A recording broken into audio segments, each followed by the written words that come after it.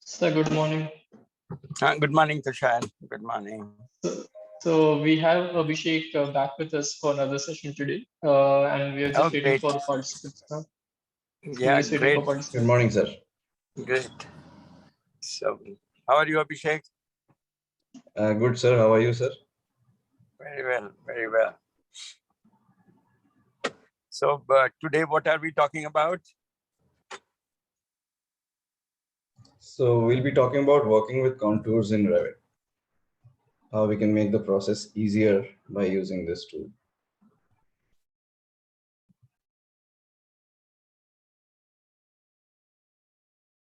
Hello.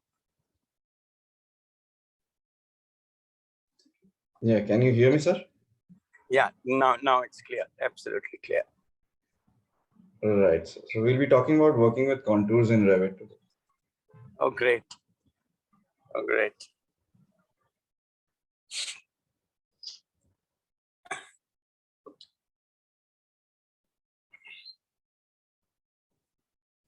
So, what is your current assignment? What are you engaged in? Sir, I'm engaged in BIM training mainly. And apart BIM from training. that, I'm also, yes. Okay. Okay, that's wonderful. So, Yes, you are making graduates Europe ready. Yeah, and of course, right, India future ready. And India future ready. I think gradually, yeah, everyone is shifting. Particularly interestingly, project managers are shifting to BIM. You see, they have found a new niche of drawings in AutoCAD or Revit, whatever. Give us all. We will convert them to BIM for the purposes of implementation. So correct, it's sir. a very interesting thing which is evolving, that they are saying, don't push your architect or consultant to move to BIM. That part we will do. So they are asking for a fee to convert the drawings into BIM, identify pain points, and they say that it will help us implement the project in a much easier way. So this is our job. That's not architect's job, but this is a BIM conversion we would do. So that's a very interesting thing which is happening. Because BIM otherwise is not finding a easy access into profession. Naturally, whenever there is a change, this would happen. We need to change software. We need to train our staff or choose. And skill is not the only issue with an architect. One needs to be a good architect and also knowledge of a particular software. So not so easy for us to switch over. But project managers found this way. So because they are not devoting themselves to design, they are only, you can say, BIM operators, simply. So yeah, they need only skill. They don't need knowledge of the subject to start with. To start right, with. but it's going to be very soon into the mainstream. So No, instead of going from CAD to Revit, it will have to to. then It will have to. You see, this is a graduation, software after software. We started with pencil in our career, then ink, then a very lower version of AutoCAD, and then AutoCAD and Revit. And now, this profession has to do it because it avoids our repetitive time, the wastage of time and repetition, wastage of time in applying mind, something what can be externalized. We are doing it ourselves. So sure to happen, this movement. yes, And very fast. One day it will be a very sudden one. And so yes, sir. Initially, always there is a resistance because one is to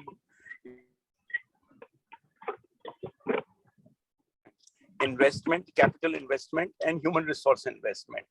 You see, our profession revolves around these two things, largely on human resource, lesser on equipment. But it remains a challenge. It remains a challenge. All right, sir. Because we are all on earn and invest scheme. Professionals are not, they don't bring in capital like industry to start a business. So we all tend to earn and invest, earn and invest. See, that's our policy.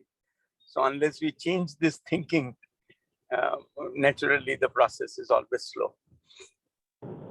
Anyway, we can get going. Tushar, if we are ready. So we probably might want to wait like a minute or two more because participants seem to be just joining in now. Yeah, So just wait for 1 or 2 minutes. In the meantime, I would also like to welcome Piyush sir, who's also here. Good morning, sir. Good to have you here with us. no, Morning, great. Piyush is there. morning, everybody. Yes. Can you hear me? Piyush, yeah. Yes, I yes, think you're presence audible. of Piyush is very important today because he does multidisciplinary projects, multi-functional projects. So I think his experience is very vital in looking at things which can solve some complex issues externally. So welcome, Piyush. Thank you, sir. Thank you so much. I think it is as and when it comes is the more appropriate word. But yes, in the process, definitely you happen to work on multiple multidisciplinary works. Yes. Yeah. I think we can start. Okay, so yeah, we do have 10 participants already. So I think more will join in. And as we're speaking, people are joining in, so we can start with the webinar now. So a very good morning to all. My name is Abhishek Mandal. I am a teaching faculty at the Periyar School of Architecture, New Delhi. So welcome you all to the 35th webinar in the Every Friday webinar series, a platform for young minds to express their ideas. Today, we are welcoming back architect Abhishek Mukherjee, who will be presenting on working with site contours on Revit. Before introducing the speaker for today, I would like to honor architect Premendra Raj Mehta, who is a mentor of our school. He is also the former president of the Council of Architecture. We also have architect Piyush Srivastava with us, who is the design chair of this. I welcome you both, sir. Mehta sir, if you could just speak a few words of motivation for us today. Yeah. Welcome, Abhishek, once again in the series 35th. Says, I am overwhelmed. It has been 9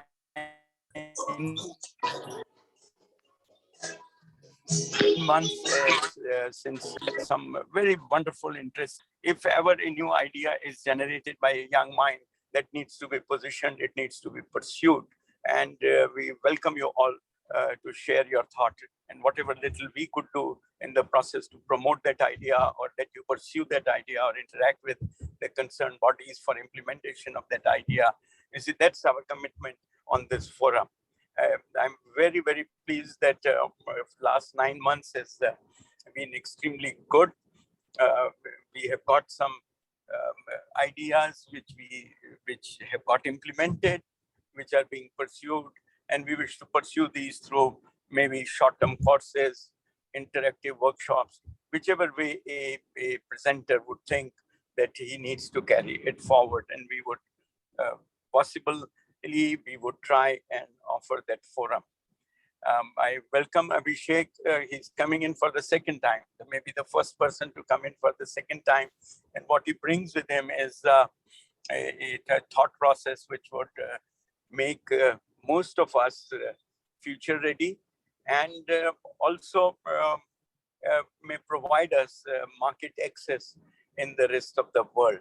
So his initiation is of great importance, and what he's pursuing is not only for himself, but I think his goal is much larger to help the profession and help the society with the development of skill and tools, softwares, which would be in need tomorrow. So welcome, Abhishek, once again.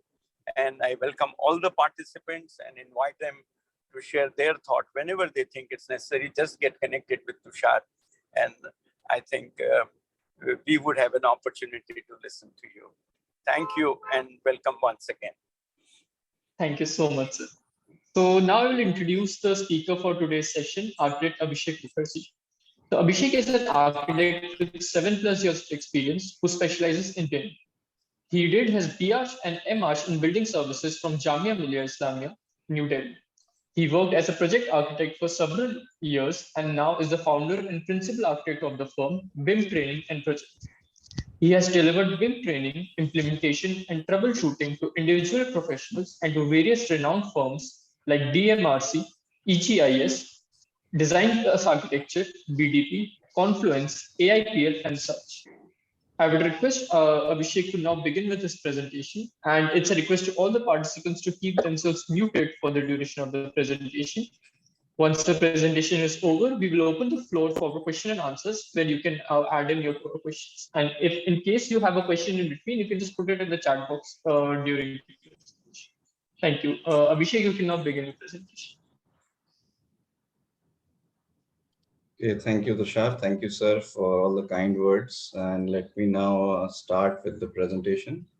And so a bit about myself. I'm a BIM expert, ACP certified. I have 7+ years of experience, and I've trained a lot of professionals, both in India and outside India, mainly from the US of outside India. And I've given 600+ hours of BIM webinars and workshops as well. So just to save on bandwidth, I'm going to switch off my video and then proceed with the presentation. So for all the people who do not know what is Revit, so Revit essentially is not just a modeling tool, but you can also design in Revit.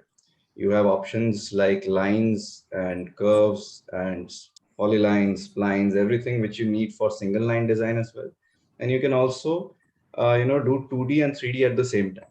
So people who are using Revit, they would already know this. And some people who are new to Revit, for them, the interoperability with other softwares like AutoCAD, Navisworks, SketchUp, Lumion, etc., that is also good.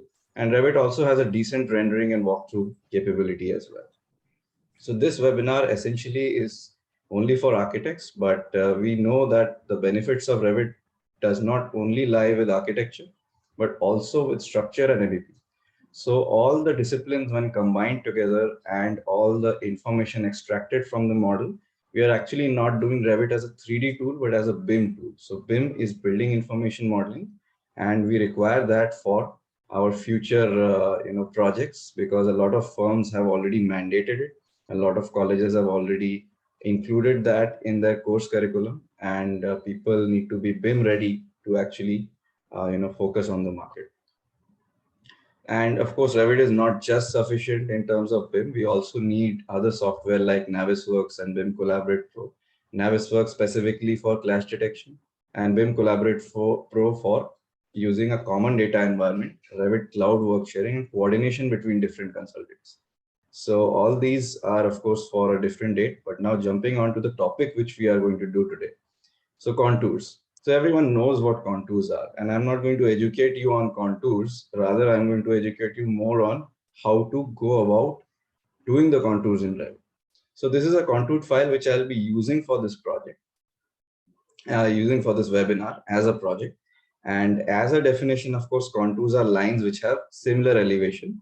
And the precursor to this is that you have to have a CAD file, which you will get from your surveyor, including the coordinates of the start point and everything. And the contour should also be in 3D. So the contour lines, if they are not in 3D, then this process does not work. But apparently you always get the contour files from the surveyor in 3D only. So AutoCAD 3D. And when we look at it from the top view, of course, it looks like 3D. It looks like 2D, but then we have to flatten the image to actually design something over it. But here we are not going to flatten the image. We are going to take these contours as it is and then take them to Revit and make the roads and the platforms to have the buildings and so on. Now, why is it so tricky to work with contours in general in architecture? So working with contours can be tricky because of these 3 points. First is it's difficult to imagine lines as being slopes in 3D and not steps. Initially, when we were like in first year, second year, we saw any line in AutoCAD, it meant maybe, let's say, a level difference or a material difference. So any line which is coming up in plan and you see that line, you think that there's a difference in levels or a difference in materials. So those actually are, you can imagine them to be steps and not slopes, very easy. But then when you actually know about contours, you know that they are equal elevation points and a line going through those points. So they are actually slopes.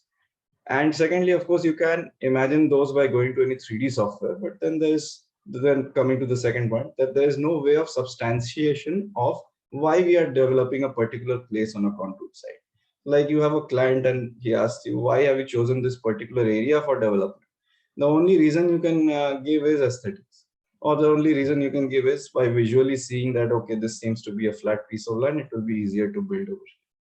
So this workflow actually has a lot of space for gray area.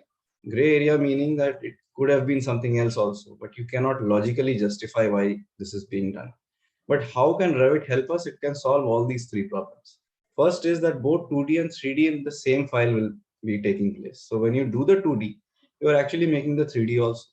So 2D meaning plan, section, elevation, and 3D meaning the three-dimensional view of the building, or maybe the entire site and the building.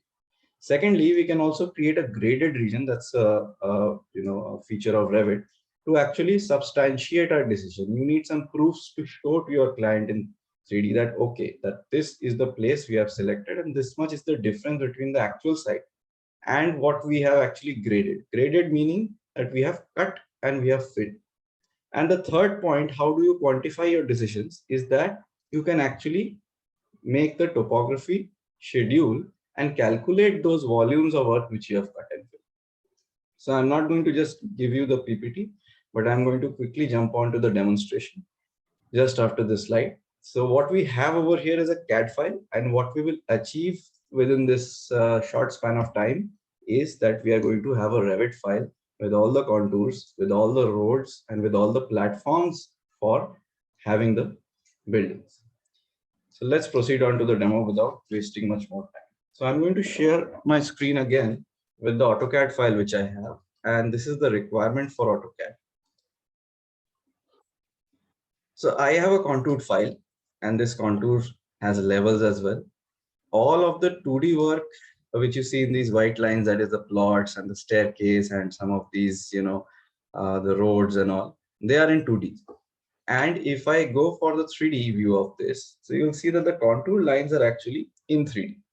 So this is the kind of file which you want for making the contours. And once you have this file, you have to take this to Revit and then work with it. So let me go back to the top view and then start a new file in Revit and see how we are actually going to connect it to the coordinates of the CAD file, and then how we are actually going to work with Revit with these contours.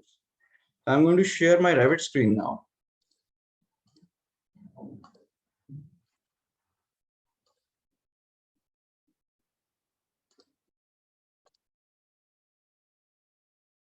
I'm using 2021 version of Revit. It's important because Revit is not downgrade compatible. So you have to be sure that you are going to use this version only for all the consultants. So even if you are going for an upgrade of the entire model, let's say to 22 or 23 version of Revit, all the consultants have to be on the same version for everything to work perfect.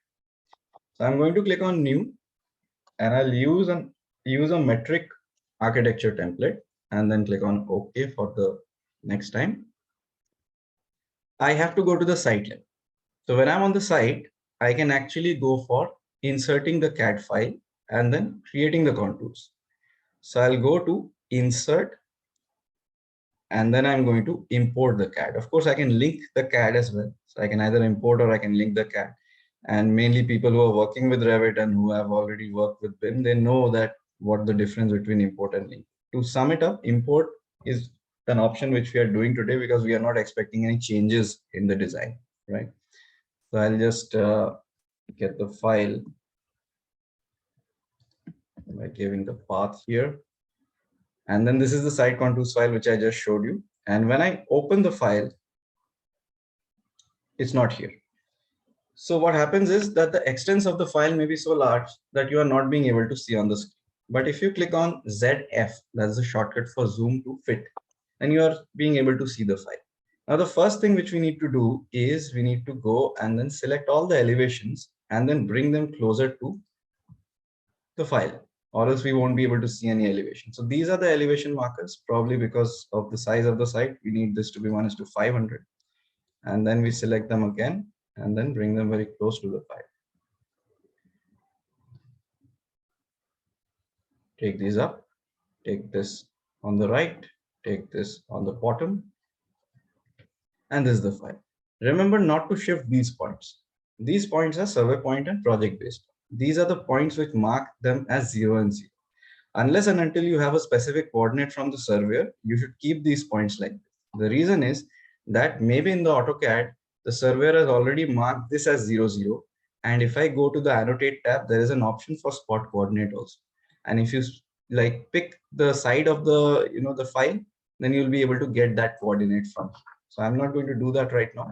I'm just going to show you how it comes up in the 3D. So it's just a bunch of lines. So these bunch of lines need to be created as a surface, and then we can start with the model. So how to do that? For that, I'm going back to the site, and then I'll go to the masking and site option, and then I'll use the topo surface option. Topo surface is the topographic surface. Now in Revit, we can create a topo surface by just placing points at different elevations. So like we have a topo surface at 0 elevation, I can just click here. Then we have, let's say, another point at 0 elevation over here. And let's say we have another point at 1000 elevation. So if I have this, then a surface starts to be drawn. So this is a very conventional way of drawing any site which is flat in Revit.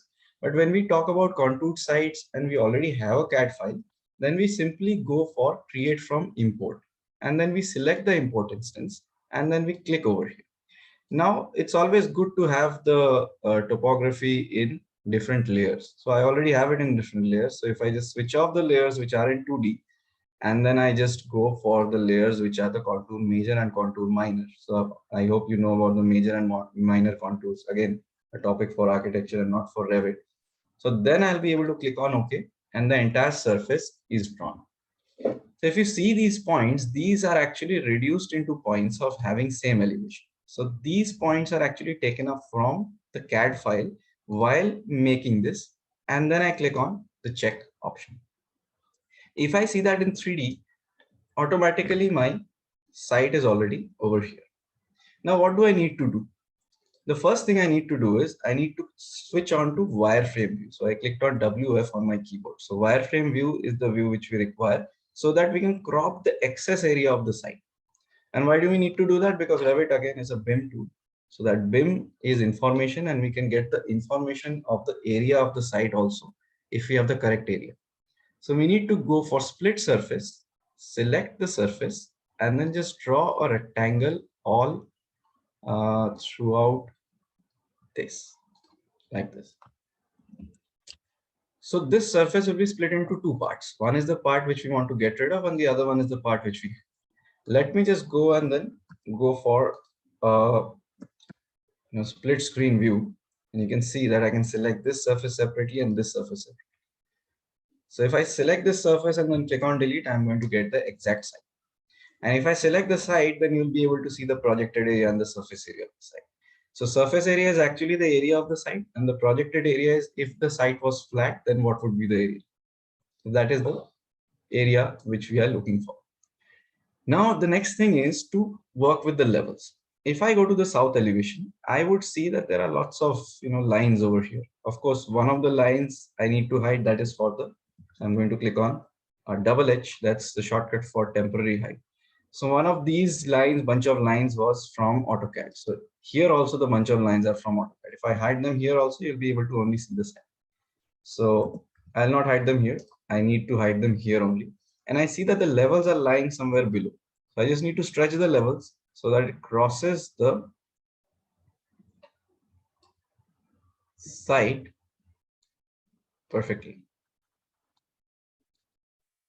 I'm just dragging them from the left to the right like this, and then bringing this also really close to here.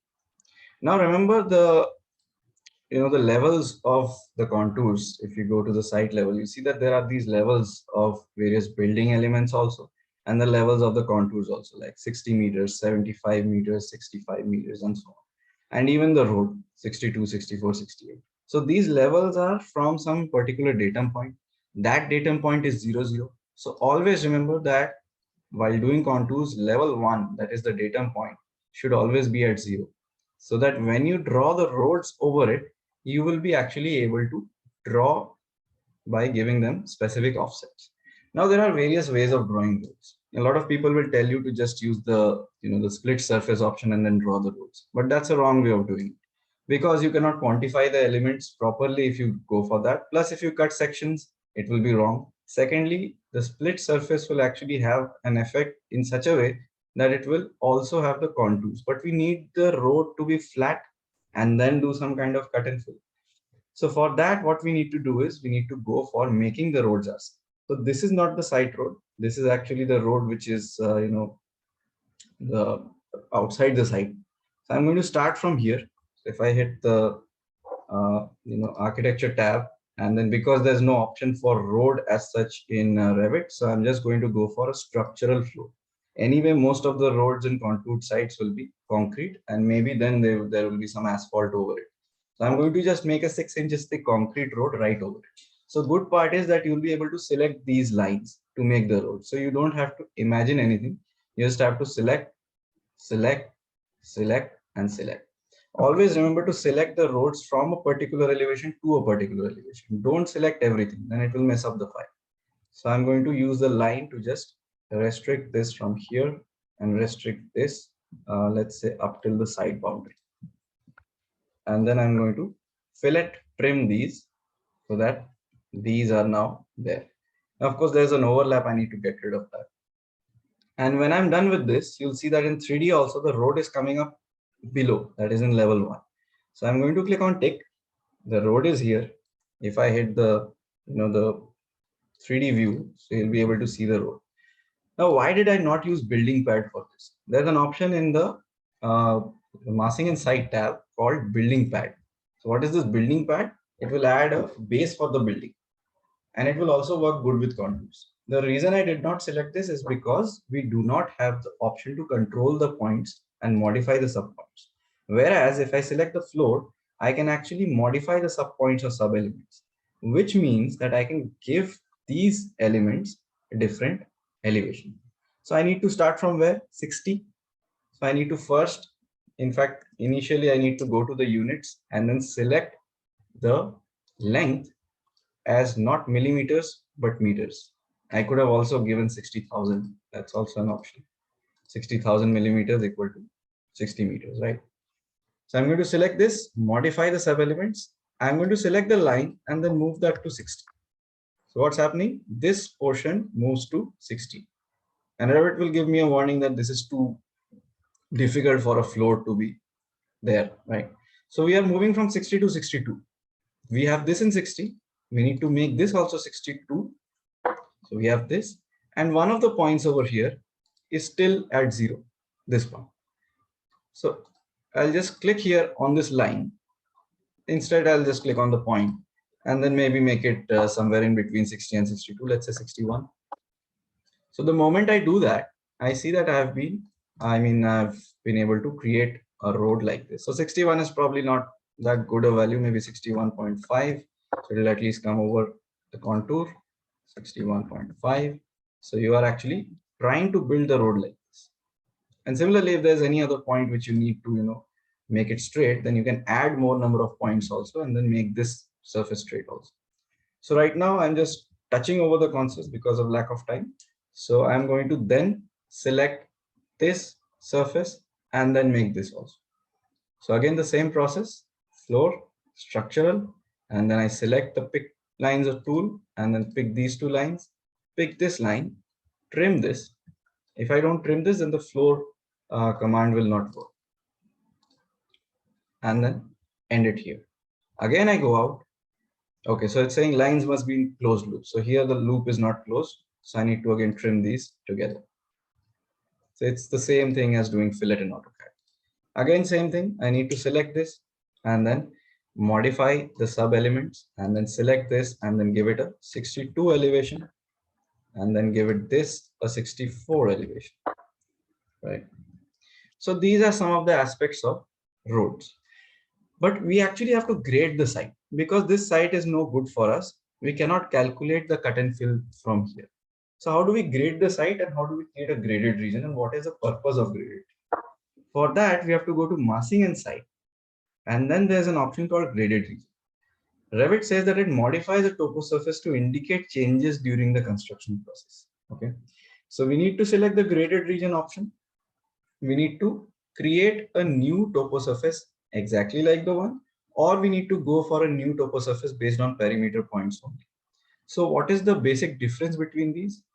This will create the topo surface exactly like the one which we have, but we don't need that. We need to grade the surface. So we are going to go for the second option and then select the topo surface, and another topo surface will be formed right on top of it. The moment we form the topo surface, we are going to hit escape couple of times, and then we are going to change the name of the surface to new site, and it should be in the phase of new construction. So there are phases in Revit. There may be something existing, there may be something in new construction. So we are going to give the new construction over here and then click on the check button.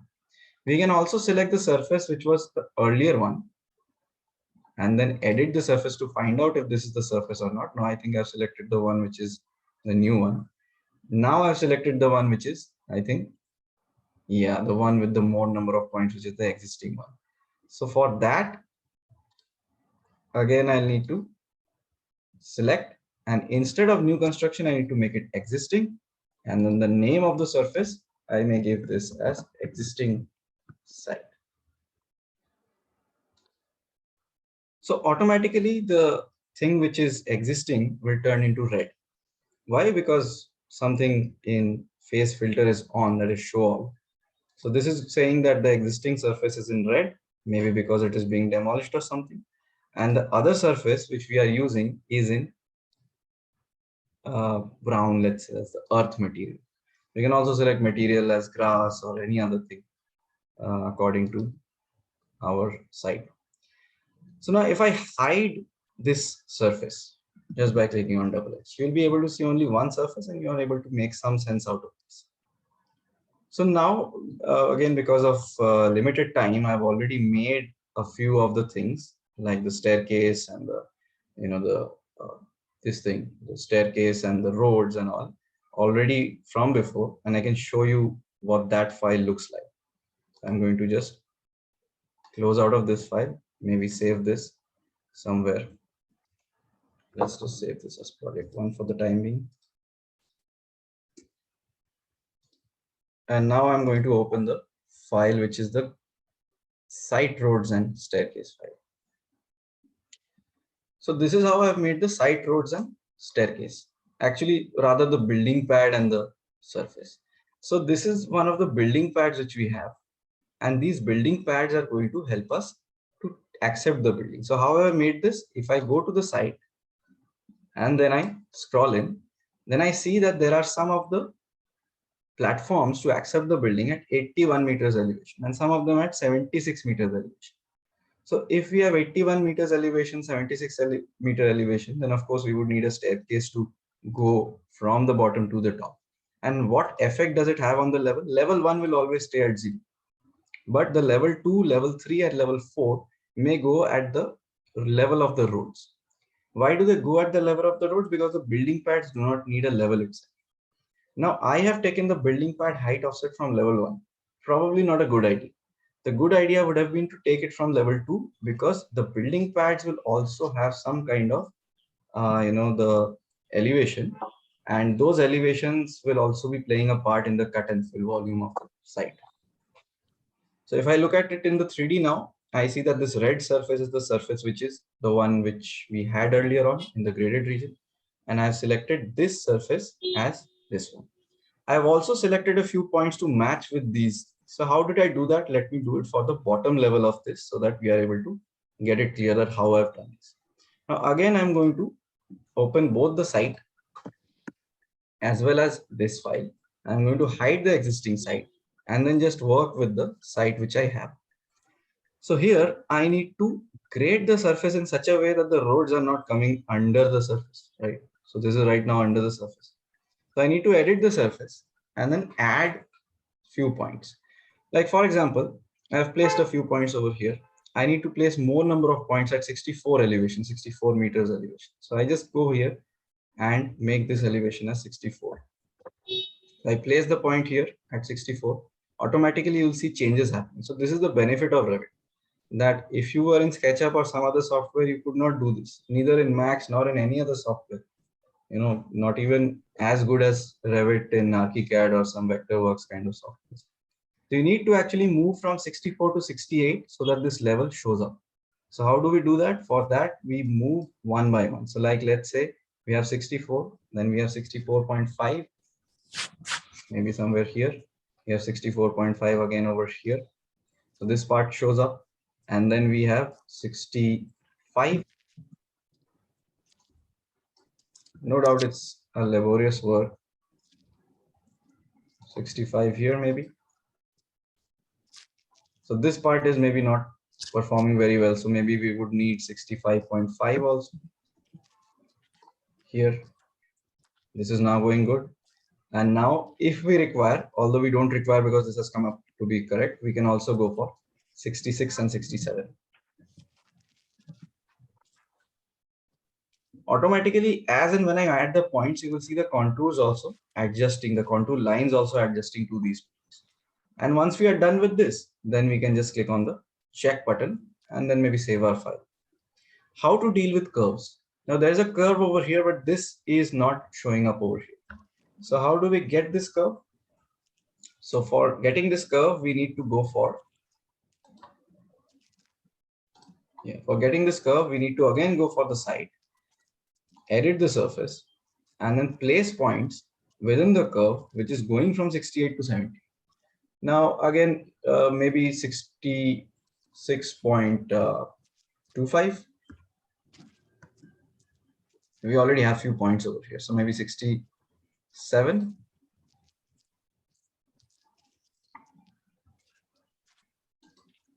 So you see this is coming up 68 or maybe 67.5.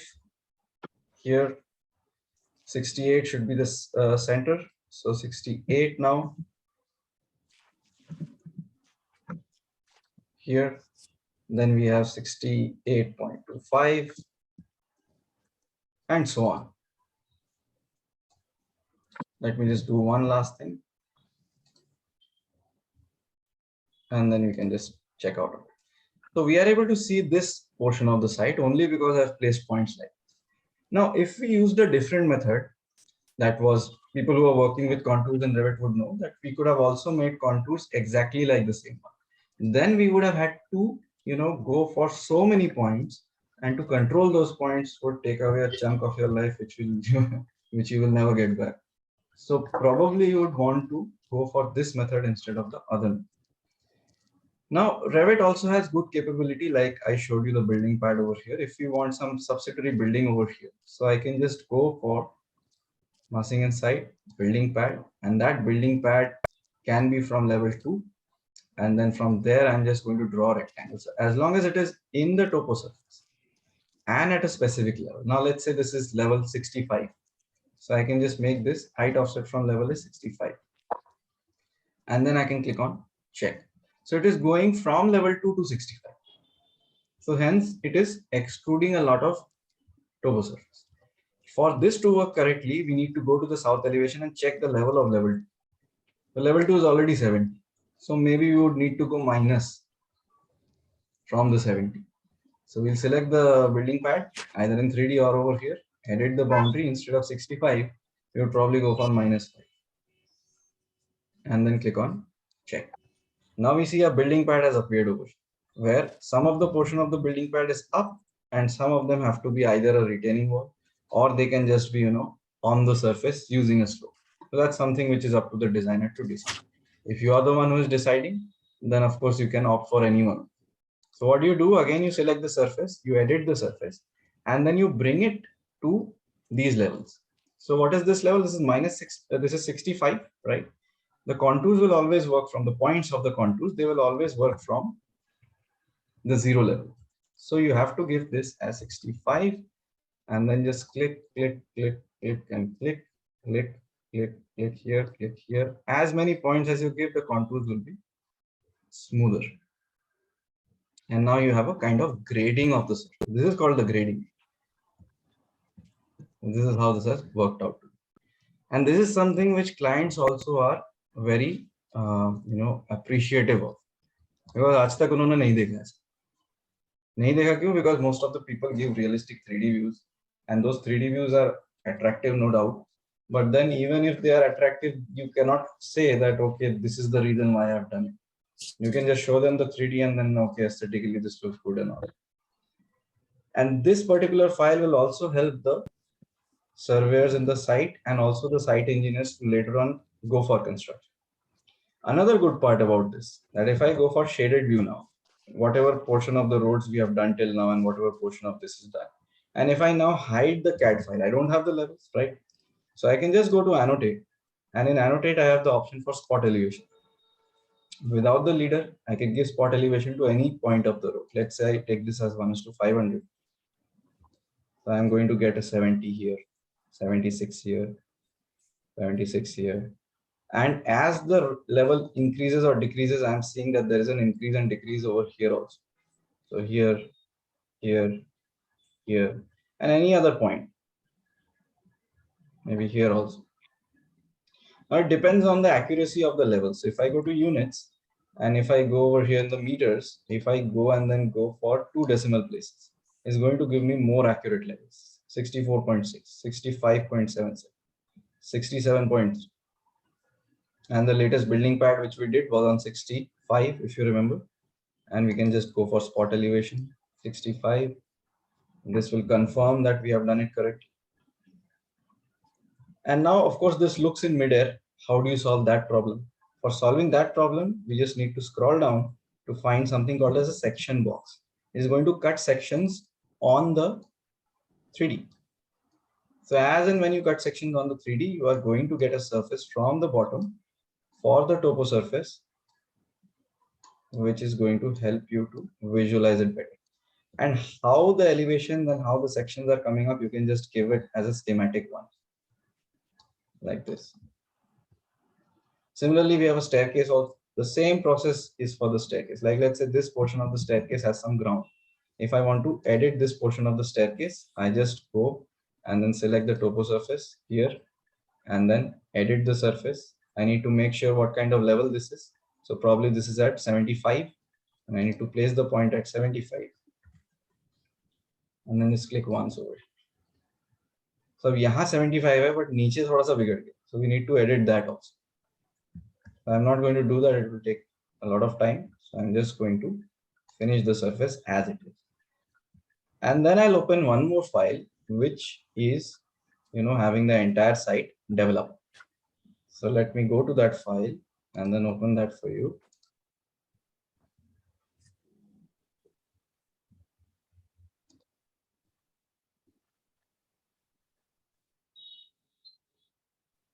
Now this is the surface which was earlier on there as an existing site.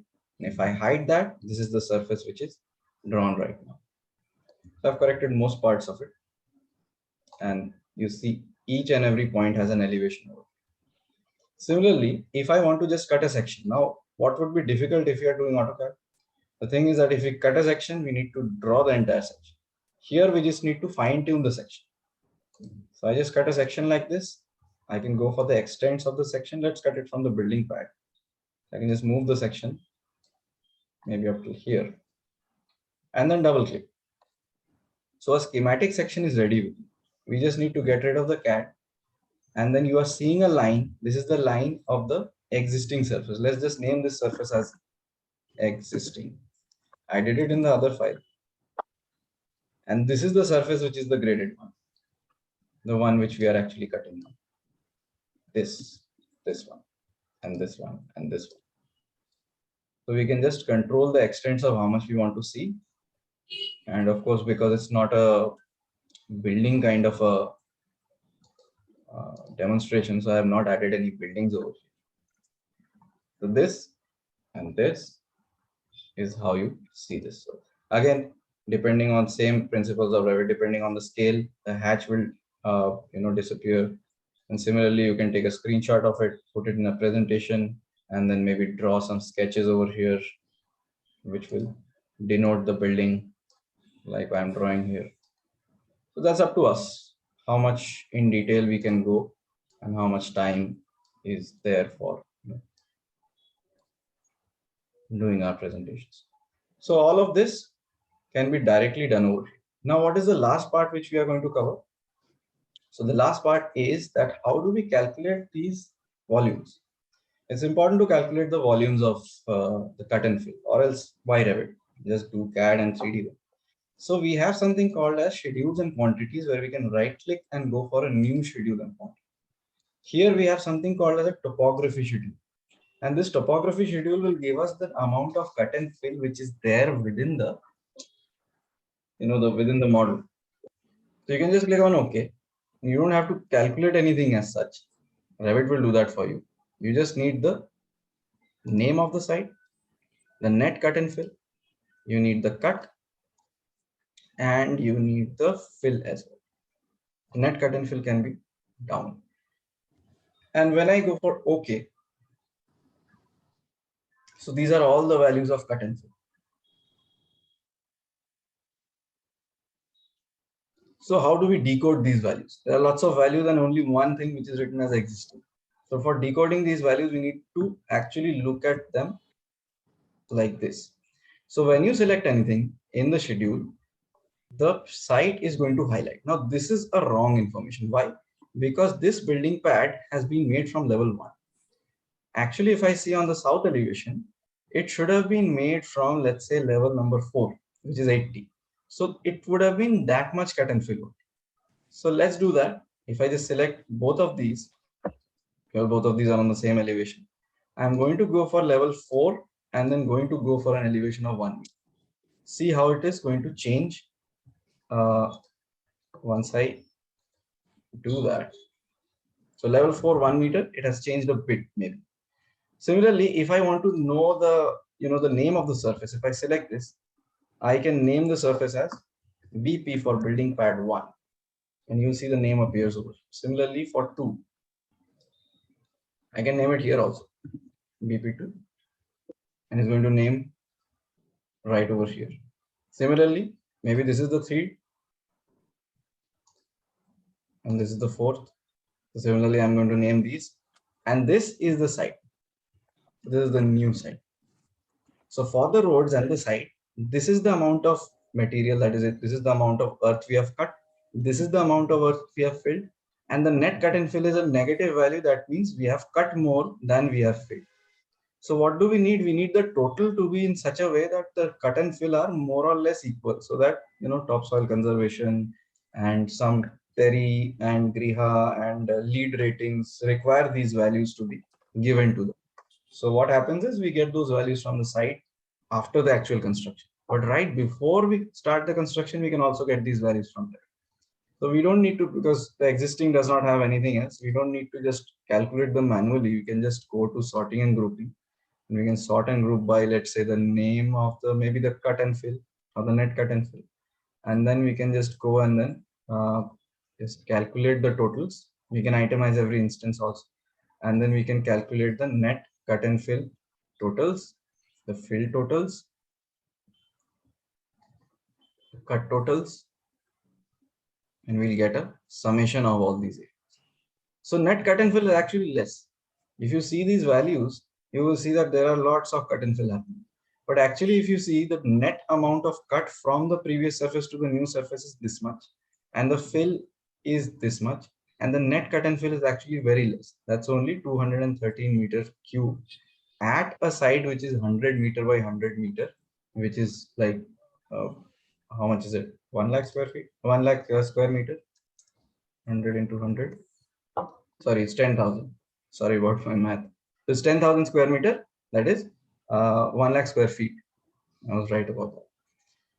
So this is how we are going to get those values and then we can go for any kind of presentation within Revit, like doing visibility graphics, doing some other things, putting in some sheets, dragging these things to sheets. That's very easy.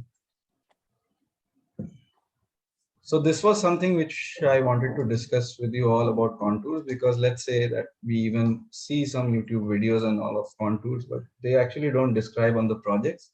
They are more like how to create the contours, and that's it. I mean, how to add the building pads, how to split the surface. But doing it in a correct way will actually help you in a way which is tangible and intangible. You don't see the tangible things right now, but later on during the project, when you are adding the shear walls and all the retaining walls, then you'll come to know that if you had made a different surface, which was a graded region, it would have been better. You cannot go back entirely because it would take a lot of time. So these things are important for anyone who is working with contours in Revit. So I am going to share back my PPT. This was it for today, as much time as we had, and we can now, Tushar, with your permission, we can go for the question and answers. Yes. Just a second. Yes, Abhishek, thank you for the presentation. I think it was very well explained. I think if you could just switch your camera back on.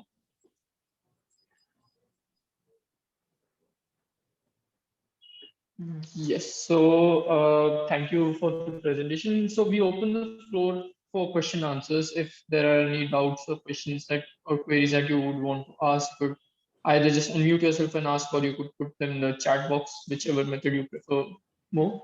I think Abhishek, I do have one burning question, and I will start with that. So for the grading part that you had just demonstrated, especially for, let's say, for example, for the along the roads, when we graded the site so that the roads are at certain and correct levels and visible as well. So is there a way in Revit where we can basically demarcate those from the actual topography? Because we are essentially what we are doing is while grading, we are changing the topography slightly, right?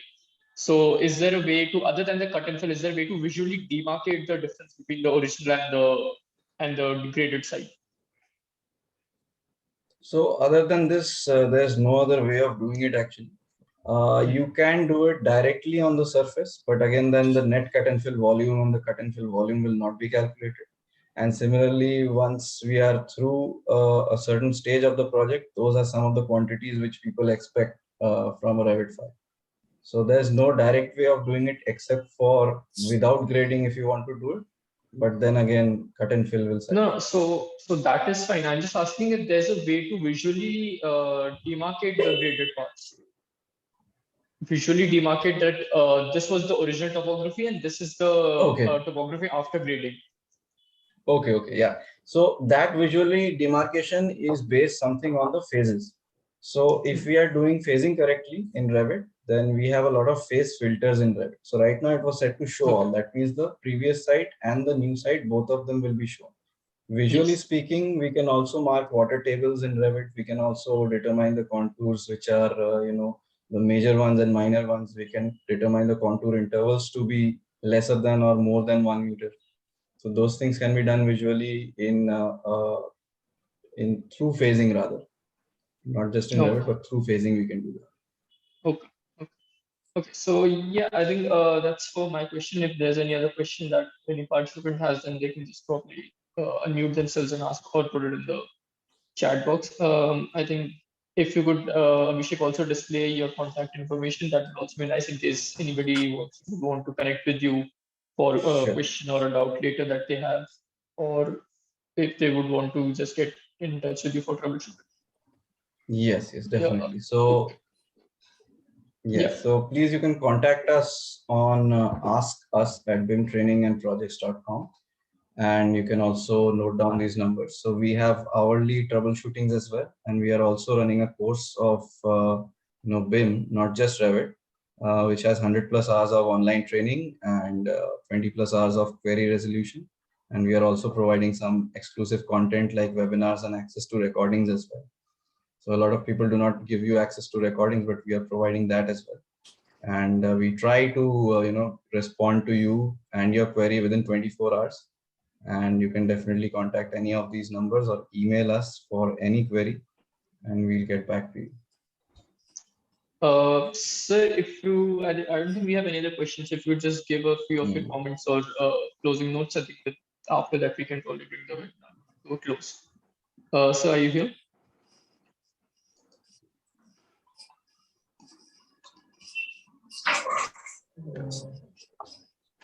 Hello, sir.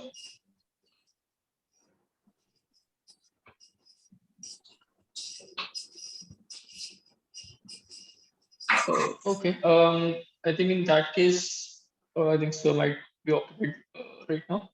So I think in that case, we can probably bring the webinar to a close. I thank Abhishek for a wonderfully explained presentation.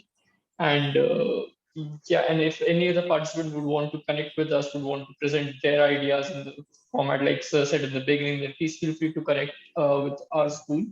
You can just probably visit the website itself.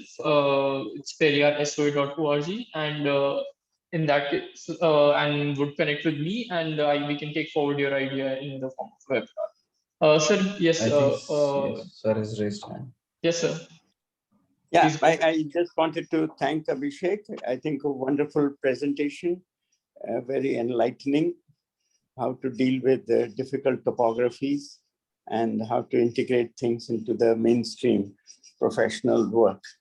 I think extremely good of you to have come back and shared your experience and the possibilities which every professional has to move into an era which is contemporary in nature. Thank you, Abhishek. Thank you, sir. And I would like to take this opportunity to thank Periyar School of Architecture also for inviting me. And thank you to Tushar as well. Thank you. Thank you so much, sir. I think with this, we can bring the webinar to a close. Once again, I thank Abhishek, and I also thank all the participants for making time for us today. Please have a good day. Thank you.